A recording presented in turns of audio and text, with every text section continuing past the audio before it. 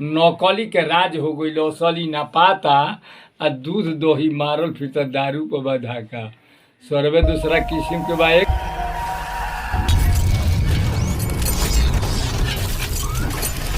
देखते हुए ई ऐसा कविदास बनौल है एकरा के भक्त के लिखल है का लिखल है कवि कि देश बिगड़ गई नेता ले बाप बिगड़ गई बेटा ले पोतोह बिगड़ गई सास ले खेत बिगड़ गई खाद ले अफसर बा तहा घूस लगबे करी आ खेत खरिहान घर बा तहा मूस लगबे न करी का कहते रे कवि कि आवे विधाता मोय कमोय बिगड़ल जाता आ साच बात बोले वाला के सभा बीच में मुहवे थुराता नकली के राज हो गई असली ना पाता आ दूध दही मारल फिरता दारू पर बधाका सर्वे दूसरा किस्म के बा एक का पहले के वही रहे पाठा खा तले 22 रोटी 2 किलो माठा और पूछा कि घरे में लगहर बिया नहीं खे मिलत माठा देहिया सुखा के बन गिल बा ढाठा टोला पड़ोसा के लोग मरता ठाठा काहे सन तार गति भइल बाचा तो का कहिए का मोय दूध बेचाला के पाछा एकरा पीछे कारण रहे मुर्गा अंडा गोइल बभन टोली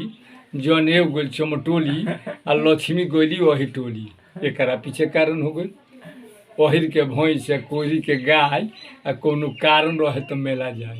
एकरो पीछे कुछ कारण हो गई का हो गई भाई जी ऐसा बात हो गई कि मान लो तनी कि अगर लक्ष्मी ओहिर की हवैली बाकी अब इनकर बारात या घोड़ा हाथी सजाता ऊपर से 4 पेटी दारू जाता ये बताई कि कितना ही साज के लक्ष्मी रखिए घर है और उनकर पोतो ही है तो आमा जी बोली है ना डर है पोतो ही बीए ले बने तो कहते कि 100 डिल्टी वाटर पोतो ही बीए वाली कहती कि 100 डिल्टी वाटर मम्मी जी ने थोड़ा चाय बनाइए तो मम्मी जी कहते कि आई दादा 100 का काल रे सुनल हो नहीं कि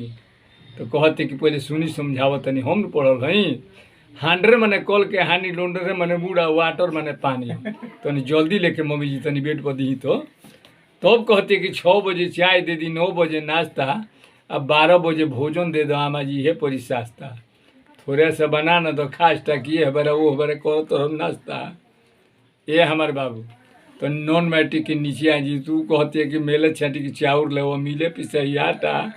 आ पाकिट के मसाला ले वो ये नोती न तो तूर देता हर गाटा सर्वे दूसरा किस्म के बा एक का पुजारी में 3 किस्म बाड़े कि राम राम कह तारे मन में रखले चेत आ एने ओने ताके कबार तारे खेत रोड़ी कोइले बुना कोइले बनल बड़े पुजारी स्टेशन पर घूम के करेले पॉकेट मारी सीताराम कह तारे राम राम कह तारे कि बगल में रखले बड़े छुरी आ एने ओने